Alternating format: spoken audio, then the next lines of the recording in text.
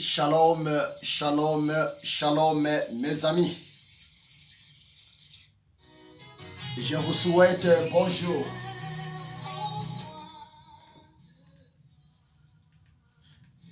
Que la grâce de Dieu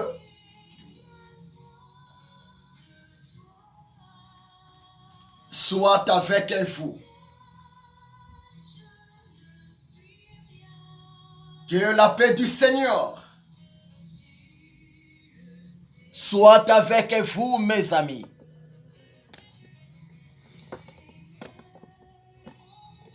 Je bénis encore le Seigneur à Dieu de nous faire la grâce. Je bénis encore le Seigneur à Dieu Tout-Puissant, Père éternel, pour le souffle de vie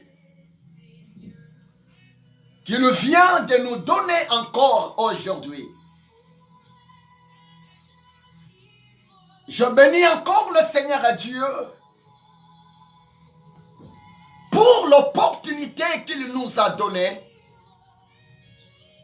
de passer, d'être présent à sa présence pour écouter sa parole. Que le nom du Seigneur soit complètement béni. Que Dieu te bénisse, mon frère. Que Dieu te bénisse, ma soeur. Que Dieu te bénisse, l'homme de Dieu, femme de Dieu. Parce que tu es tout le temps présent devant le Seigneur pour faire grandir ta foi à la lumière de la parole de Dieu. Et encore un grand merci, mon frère. Encore un grand merci, ma soeur, de m'avoir accepté d'entrer dans votre maison, moyennant les images au YouTube, moyennant les images au Facebook, moyennant les images en direct des satellites.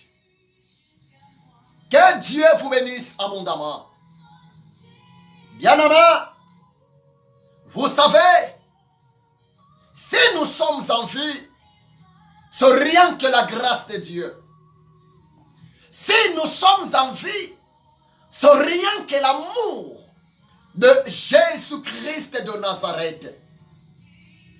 C'est pour cela, moi étant que l'esclave de Jésus, moi étant que l'un parmi les apôtres du Seigneur, mon devoir est là de communiquer la pensée de mon maître devant son peuple. Laissez-moi te dire, l'Éternel Dieu n'est pas un Dieu des morts.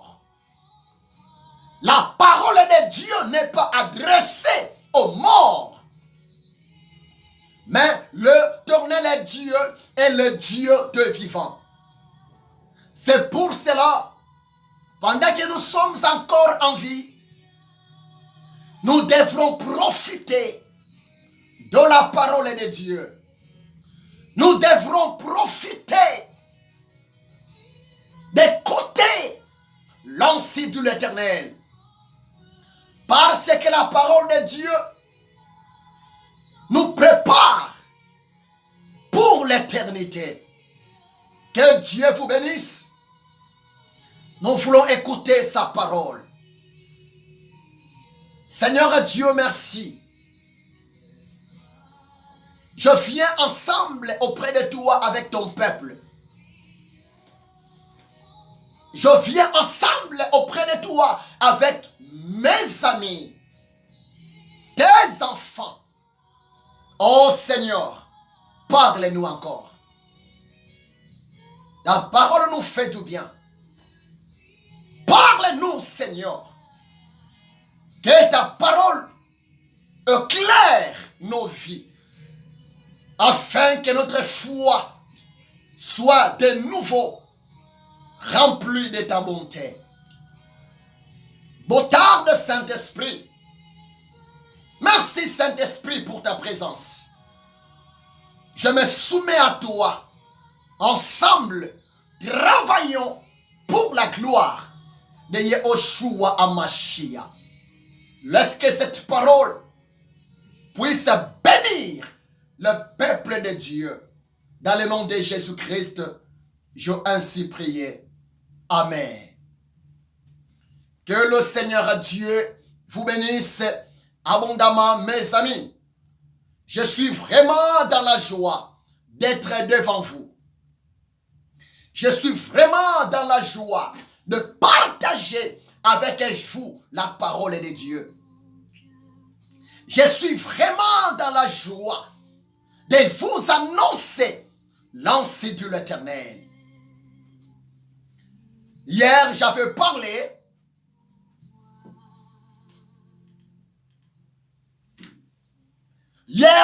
prêché en disant Jésus-Christ est la source du bonheur. Que le Seigneur soit complètement loué. Hier, j'avais touché, décortiqué Jean chapitre 10, verset 10. Hier, j'avais lu ensemble avec vous l'évangile de Jean chapitre 10, verset 10. Là-bas, le Seigneur dit, le voleur ne vient que pour égorger, dérober et détruire. Mais moi, Jésus-Christ, je suis venu afin que mes brebis aient la vie en abondance. Oh, hier, on est bénis par la grâce de Dieu. Vous savez, mes amis, hier, la nuit, après avoir prié mon Dieu, je montais au lit. Pendant que je dormais, le Seigneur, par sa grâce, il m'a ouvert les yeux pour voir les choses qui se passent dans le monde surnaturel. Tu as eu la grâce de m'écouter. Tu as eu la grâce d'être avec moi en direct. Que le Seigneur Dieu te bénisse. Hier la nuit, le Seigneur a voulu me montrer cette vision pour vous partager ça. Le Seigneur a voulu me montrer cette vision pour vous informer. Mes amis, je suis l'esclave de Jésus-Christ, le prophète de l'Éternel Dieu. Si vous lisez dans la parole de Dieu, dans Proverbe chapitre 29, Proverbe chapitre 29, verset 18, qu'est toute la Bible? Proverbe 29, verset 18, la Bible déclare, lorsqu'il y a point de révélation de Dieu à ses serviteurs, les enfants de Dieu marcheront sans frein. Proverbe 29, verset 18. Il est bel et bien important aux hommes de Dieu d'avoir les yeux de l'esprit. Il est bel et bien important aux hommes de Dieu, aux femmes de Dieu, d'avoir la vision de la part de Dieu pour le peuple de Dieu. Oui, mes amis, nous sommes des esclaves. Nous sommes en quelque sorte de sentinelles, des vigiles que Dieu a placés devant son peuple pour vous communiquer sa pensée et pour aussi vous communiquer ses avertissements. Le temps est tellement mauvais. Le diable est tellement rempli de colère parce que le diable sait très bien. Son temps est tellement court. Le diable sait très bien. Bientôt, il sera jeté en enfer après le retour de Jésus-Christ de Nazareth. C'est pour cela, mes amis, il est tellement merveilleux, il est tellement merveilleux d'être connecté avec moi. Donc pour le moment, je ne peux pas répondre à vos appels. Je vais vous répondre après. S'il vous plaît, laissez-moi prêcher la parole de Dieu et je vais vous répondre après. N'essayez pas d'insister. N'insistez pas, s'il vous plaît, pour la gloire de Dieu. Je vais vous répondre après, mon ami. Que Dieu vous bénisse abondamment. Oui, je sais, vous êtes tellement nombreux à m'appeler. Je sais, mais laissez-moi prêcher. Je vais vous répondre après pour la gloire du Seigneur. Mais qu'est-ce que le Seigneur m'a montré la nuit? Hier, pendant que je dormais, le Saint-Esprit est venu. Il m'a ouvert les yeux pour voir. Dieu m'a montré dans la vision. Je vis un ami serviteur de Dieu, un collègue, homme de Dieu, un ami combattant dans le Seigneur. Je l'aime beaucoup. J'ai vu mon frère, homme de Dieu, serviteur de Dieu. Il était ensemble avec sa femme. Mais mon collègue est là, commença à marcher. Et il lui sentait tellement mal au ventre. Il lui sentait tellement mal au ventre, l'homme de Dieu. J'ai posé la question à l'homme de Dieu. Mais mon frère, qu'est-ce qui se passe? L'homme de Dieu m'a bien répondu. Ah, mon ami, je sens tellement mal au niveau du bas-ventre. J'ai posé la question, mais c'est quelle maladie? Mais tu es dérangé par rapport à quoi? C'est quel phénomène? Écoutez-moi très bien. L'homme de Dieu m'a bien répondu. Il m'a dit, on vient de me faire l'examen et le médecin m'a dit, je souffre le maux de ventre et c'est une nouvelle maladie. Et le nom de cette maladie, c'est Mitapane. J'ai dit quoi? L'homme de Dieu m'a dit, le médecin vient de me dire, il y a un phénomène, une nouvelle maladie. Le nom de cette maladie est Mitapane. Mes amis, je étais étonné. Je me suis dit quoi? Mitapane, mais ça c'est quel mot? Et c'est quelle langue? Mitapane, c'est le nom d'un nouveau fléau. C'est le nom d'une nouvelle maladie. Et cette maladie, ça fait tellement mal au ventre. Ça fait très mal. Et je me suis réveillé. J'ai posé la question au Saint-Esprit. Mais le Seigneur Dieu, qu'est-ce que tu voulais me parler? Le Saint-Esprit m'a bien répondu. Le Saint-Esprit m'a bien donné la réponse. Il m'a dit, c'est que je viens de te montrer. Ton ami qui est à vie, ton ami que tu as vu est en train de souffrir le maux de ventre avec une maladie au nom de Mitapane. Ton ami là, c'est l'image de mon église. Et le Seigneur m'a dit, mes amis, le Seigneur m'a dit, le diable Satan est tellement jaloux. Le diable Satan prépare à combattre les hommes de Dieu. Prépare à combattre le chrétien, l'église du Seigneur, avec un nouveau fléau, avec une nouvelle maladie. Mais le nom de cette maladie est Mitapane. Or, le mot Mitapane, le Seigneur m'a dit seulement, c'est le nom d'un esprit impur. Et vous savez, dans le monde du ténèbre, chaque démon possède un nom.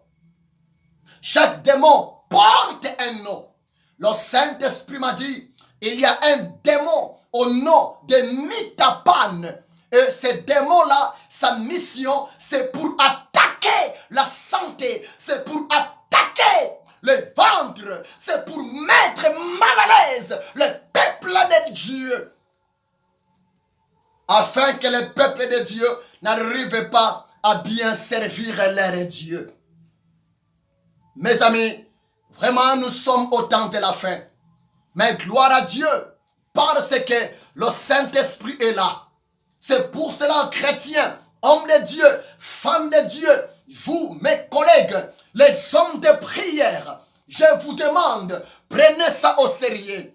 Pendant que nous allons faire la prière d'intercession pour nos frères dans le corps de Christ, pour nos familles, nous devrons s'opposer contre la mission de cet esprit empire diabolique, démoniaque, qui est déterminé pour combattre le chrétien, les hommes et les femmes de Dieu, par des douleurs atroces au niveau du ventre. Voire même on m'a donné le nom de cet esprit. Cet esprit empire porte le nom de Mitapan. Gloire à Dieu. Peu importe le nom. Gloire à Dieu. Nous avons un nom qui est élevé devant tous les autres noms. Nous avons un nom qui est le plus puissant devant tous les autres noms. Le nom de Jésus-Christ de Nazareth. C'est pour cela, par le nom de Jésus-Christ de Nazareth, tout esprit est soumis devant le nom puissant, glorieux de Jésus-Christ de Nazareth. Et aujourd'hui, le Saint-Esprit, par rapport à ce que le Saint-Esprit vient de me révéler cette nuit, pendant que je dormais, le Saint-Esprit m'a mis à cœur de partager avec vous quelque chose. Ça va nous aider. Le Saint-Esprit m'a mis à cœur de partager avec vous ces sujets. Soyons vigilants. Fixons le regard vers Jésus-Christ de Nazareth. C'est ça le message que le Saint-Esprit m'a donné. Le Saint-Esprit m'a dit de partager ce message avec vous.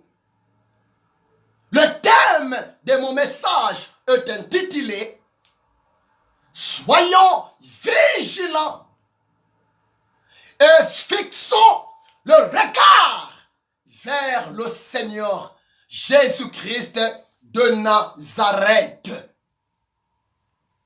Mais la question est posée, bien-aimé. Pourquoi être vigilant? Pourquoi nous sommes obligés de fixer notre regard vers Jésus? Bien-aimé, c'est normal. Nous sommes obligés d'être vigilants. Nous sommes obligés de fixer notre regard vers Jésus-Christ.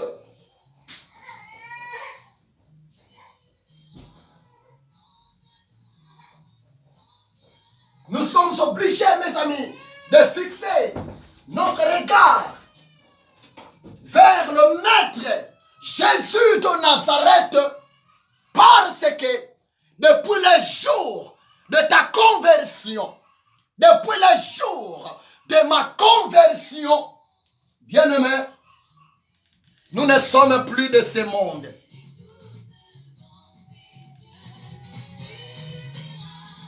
C'est vrai, mon ami. Le thème que je vais partager avec vous, c'est ça. Soyons vigilants. Fixons les regards vers le Seigneur. Nous sommes obligés, nous les chrétiens, nous le peuple de Dieu, nous sommes obligés, nous le racheter, nous les mis à part de Dieu, d'être vigilants dans ce monde. Parce que nous ne sommes plus de ce monde. Jésus veut notre bonheur. Jésus a remporté la victoire pour notre bonheur. Jésus a remporté la victoire pour notre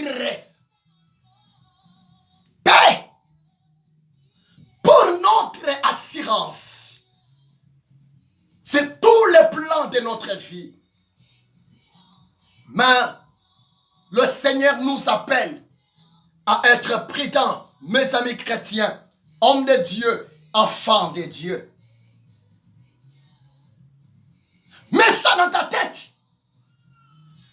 Depuis le jour où l'homme a accepté Jésus-Christ dans sa vie comme Seigneur et Sauveur, depuis ce jour-là, l'homme est devenu l'ennemi du diable Satan. Le diable Satan, ses ennemis, c'est toi et moi, chrétiens, enfants de Dieu. C'est pour cela, nous devrons être prudents.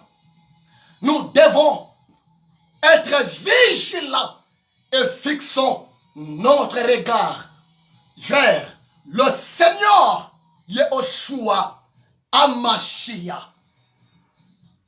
Je vais lire pour vous Matthieu chapitre 10. Matthieu chapitre 10,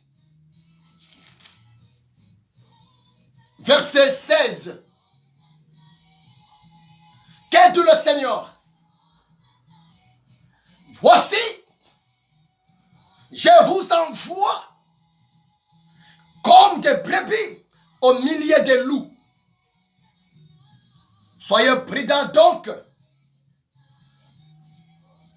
comme le serpent, et simple comme les colombes.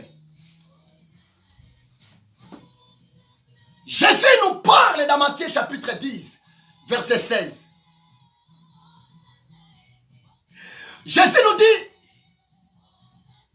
écoutez bien mon peuple, écoutez bien mes disciples, écoutez bien mes brebis. Je vous envoie dans le monde pour aller évangéliser. Je vous envoie dans le monde pour porter le salut aux nécessités à mon nom. Je vous ai choisi parmi les gens du monde et je vous envoie encore dans le monde pour aller annoncer l'évangile de paix. Mais Jésus déclare, soyez prudents, comme le serpent, et sages, comme la colombe. Bien-aimés, vous savez, il est important de savoir ça. Je peux te faire rigoler. Mais c'est une révélation. Jésus de Nazareth, il a vaincu le diable. Jésus de Nazareth, il a vaincu le démon, il a vaincu le péché. Mais retenez très bien, Jésus-Christ de Nazareth, notre Seigneur et Sauveur, n'a pas encore tué le diable. Je répète, je vous parle tant que les prophètes. Et mes messages sont souvent prophétiques. Je répète, malgré à la croix de Golgotha, dans Jean chapitre 19, verset 30, Jésus dira, Père, tout est accompli. Jésus a vaincu le diable, Satan. Jésus a vaincu le monde du péché. Mais Jésus n'a pas tué le diable. Jésus a dépouillé les autorités. Il a dépouillé la principauté. Il a dépouillé les esprits méchants dans le lieu céleste. Mais Jésus n'a pas tué. Par là, qu'est-ce que je voulais vous dire? Jésus va jeter le diable. Jésus va jeter le démon en enfer après le jugement dernier. C'est pour cela, le Seigneur nous demande d'être vigilant, d'être prudent. En fait, le diable Satan n'est pas fort. Le diable Satan n'a aucun pouvoir de te détruire, toi, chrétien, enfant de Dieu. Tu sais, le diable, il est comme un chien qu'on a arraché tous les dents. Jésus a écrasé la puissance du diable. Mais Jésus n'a pas tué le diable. Le diable continue à exister. Le démon continue à exister.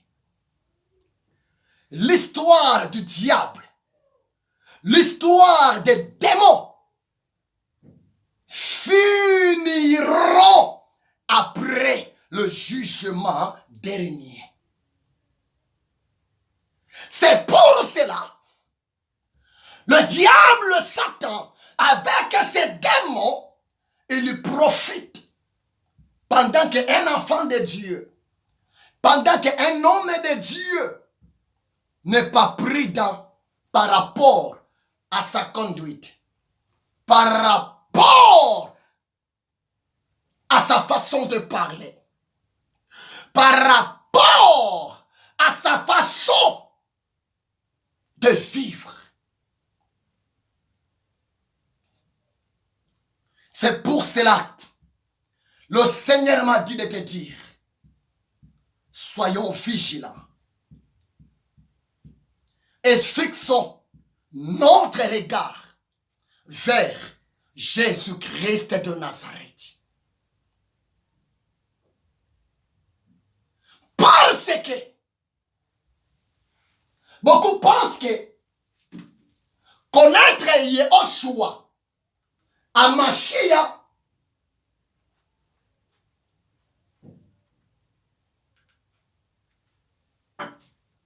c'est quelque chose de facilité.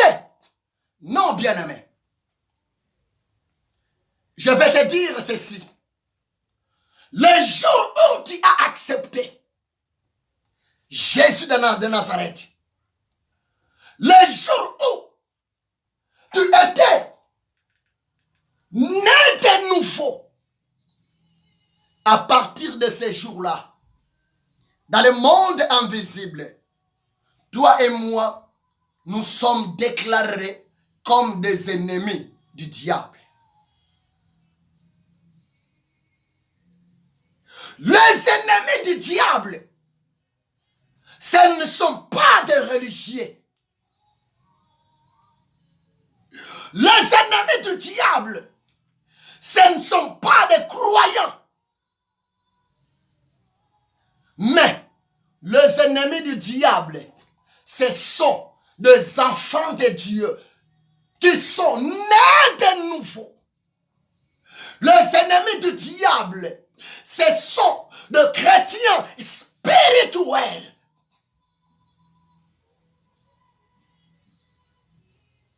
C'est pour cela que le Seigneur nous demande d'être prudents. Je viens de vous lire Matthieu chapitre 10, verset 16. Le maître dit, je vous envoie dans le monde comme des brebis. C'est vrai. Nous sommes des brebis. Nous sommes des brebis de Jésus-Christ de Nazareth. Jésus-Christ est notre berger. Prévenez qu'il a dit cela dans Jean 10, verset 10 à 11. Jean 10, verset 10 à 11. Jésus dit ceci. Le voleur ne vient que pour dérober, égorger et détruire. Mais moi, je suis venu afin que mes brebis aient la vie et qu'elle aille en abondance. Parce que je suis le bon berger. Le bon berger donne sa vie pour ses brebis. Oui. Ça fait depuis 2000 ans passés, Jésus-Christ a donné sa vie. Jésus-Christ s'est sacrifié pour toi et pour moi. Il a remporté même la victoire pour toi et pour moi. Si vous lisez Matthieu chapitre 28, verset 18, Jésus, avant de retourner au ciel, le maître a dit à ses apôtres, et aujourd'hui, la parole du maître est adressée à toi et à moi. Le maître dit dans Matthieu 28, verset 18, tout pouvoir m'a été donné dans le ciel, sur la terre et sous la terre. Et il continue à dire, dans Matthieu 28, verset 18 à 20, il a dit, allez partout dans le monde entier, allez prêcher ma parole, allez témoigner aux gens, j'ai été mort et j'ai été ressuscité des morts le 3e jour après. Allez prêcher la repentance et la conversion à mon nom.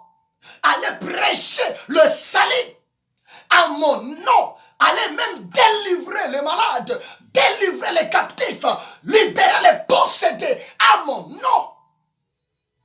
Mais dans Matthieu 10, verset 16, le Seigneur nous dit encore, nous devrons être prudents comme le serpent et sages comme la colombe. Chrétien, mon ami, comment tu te comportes dans la vie chrétienne? Est-ce que tu es prudent? Mon ami, la prudence, ça va nous aider à échapper au piège de l'ennemi. L'homme de Dieu, la sagesse, c'est la capacité de résoudre un problème. La sagesse, c'est la capacité d'éviter un problème. La sagesse, c'est la capacité de surmonter la montagne qui peut se présenter devant toi avec l'aide du Saint-Esprit. Soyons vigilants. Parce que la fin de toutes choses est proche. Soyons vigilants. Parce que bientôt, notre Seigneur va retourner sur la terre pour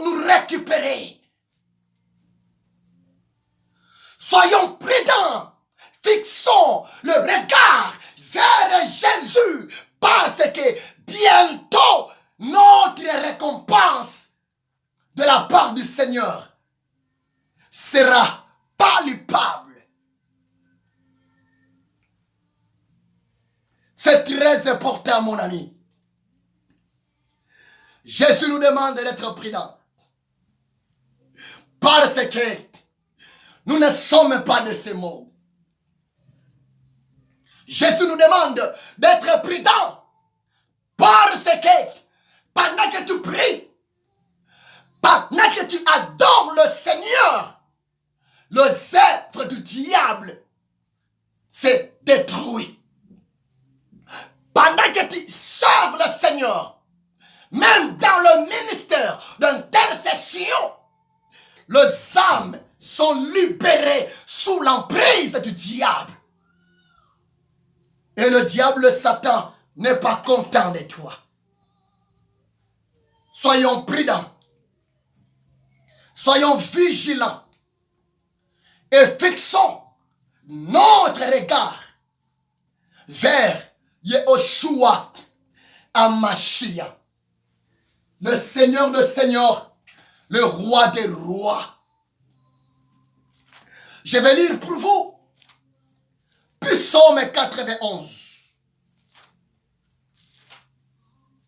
Psaume 91.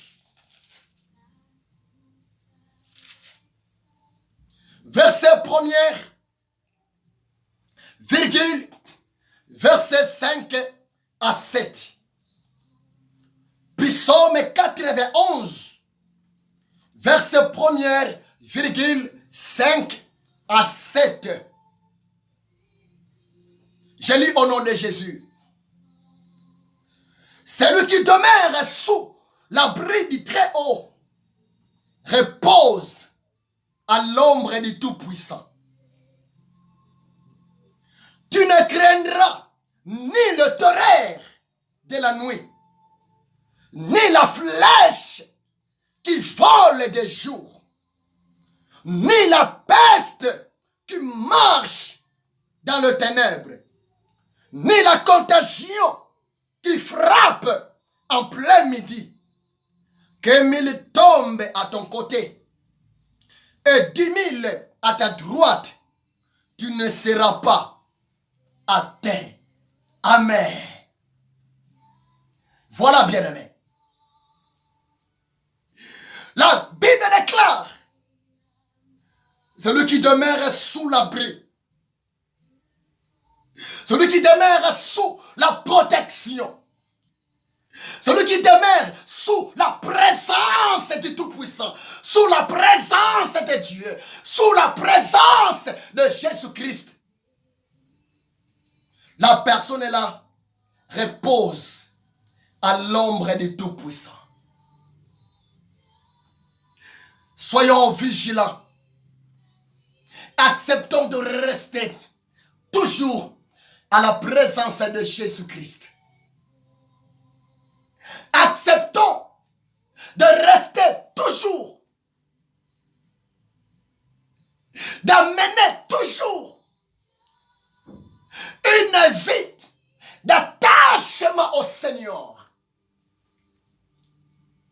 Parce que, ainsi dit l'Éternel, si nous allons accepter de rester dans sa présence, si nous allons accepter de rester, de garder la foi envers Jésus-Christ, si nous allons accepter de garder la confiance envers Jésus-Christ de Nazareth, Dieu nous promet la sécurité. Dieu nous promet la protection. Dieu nous promet la délivrance. Et plus loin, le Seigneur de Dieu dira, 1000 même peuvent venir à ton côté, 10 000 à ta droite, tu ne seras jamais vaincu. Parce que l'Éternel sera toujours au rendez-vous pour te délivrer. C'est ça l'exhortation que le Seigneur m'a donnée pour vous. Enfants de Dieu. Soyons vigilants. Soyons vigilants. Parce que ce monde est rempli de pièges. Soyons attachés à Jésus. Restons au pied de Jésus. Restons au bas de la croix de Jésus. Restons dans la présence de Jésus par la méditation, par la vie de prière, par l'adoration. Par là, les œuvres du malin ne pourront jamais nous toucher.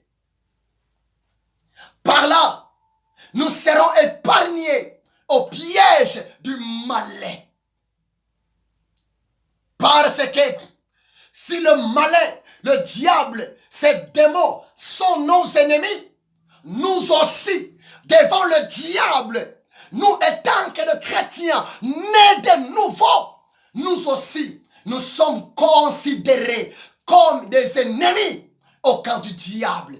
Nous sommes considérés comme des ennemis devant le démon. Nous sommes considérés comme des ennemis devant les sorciers, les marabouts, les féticheurs.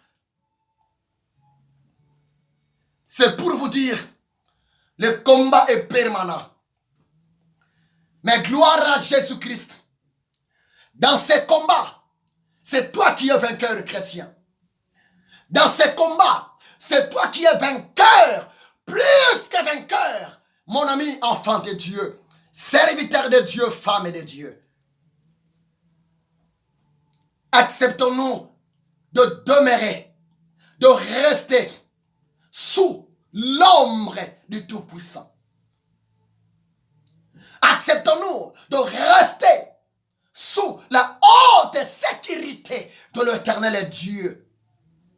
Par notre façon d'obéir à sa parole, par notre façon d'adorer le Seigneur nuit et jour, par notre façon de marcher dans la sanctification. Parce que la seule chose qui va nous protéger contre l'ennemi, la seule chose qui va nous protéger contre les attaques du monde, du ténèbre, c'est notre attachement à Jésus-Christ. C'est notre obéissance à la parole de Jésus-Christ. C'est notre foi aux promesses de Jésus-Christ de Nazareth. Voilà, mon ami, l'exhortation que le Seigneur a mis dans mon cœur pour te parler aujourd'hui. Chrétiens, évitons la distraction. Évitons, s'il vous plaît, de dormir. Évitons, s'il vous plaît, la négligence. Évitons, s'il vous plaît, la paresse spirituelle. Restons toujours debout dans la prière, comme des héros. Restons toujours debout devant la présence du Seigneur, comme ses adorateurs.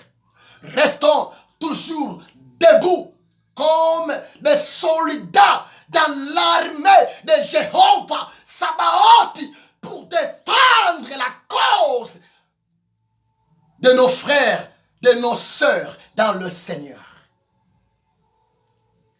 Que Dieu vous bénisse abondamment. Je suis tellement content de venir vous parler de Jésus-Christ encore aujourd'hui. Que mon Dieu vous bénisse. C'est ça l'exhortation que le Seigneur a préparée pour vous. Bénissons le Seigneur. Seigneur Dieu, merci. Merci car tu viens de parler à mes amis. Tu viens de parler à mes frères, à mes sœurs, à ton peuple. Et tu nous demandes d'être vigilants et de fixer des regards vers toi. Tu nous demandes d'être vraiment prudents parce que le combat est là. Mais gloire à toi. Dans ces combats, c'est nous. Nous sommes de plus que vainqueurs parce que tu as déjà vaincu le diable pour nous. Et toi à nous, Jésus-Christ, c'est l'espérance de la gloire. Si tu es pour nous, qui sera contre nous? Personne. Parce que toute arme forgée contre nous est déclarée nulle et sans effet. L'honneur te soit rendu. Et je bénis, Seigneur Dieu, ton peuple. Je bénis ton serviteur. Je bénis, ô Père éternel, tes enfants. Laisse que ta sécurité, Seigneur, marche avec nous. Que ton sang précieux, Yehoshua Amashia, nous protège 24 heures sur 24 heures. Que l'amour de Dieu le Père, la grâce de Jésus-Christ et la communion du Saint-Esprit soient avec vous.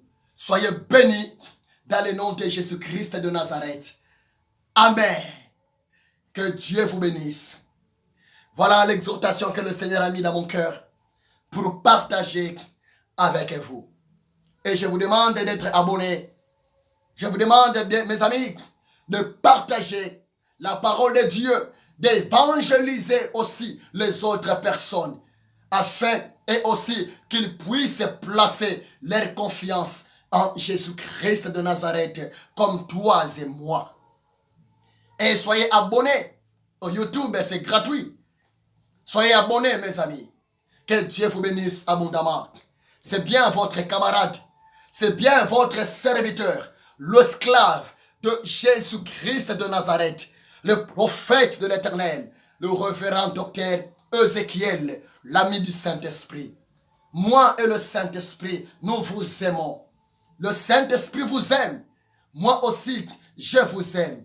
Et nous sommes là, en pleine mission avec le Saint-Esprit, pour vous communiquer l'ainsi dit le Seigneur, pour vous parler de la part de Yehoshua Amashia.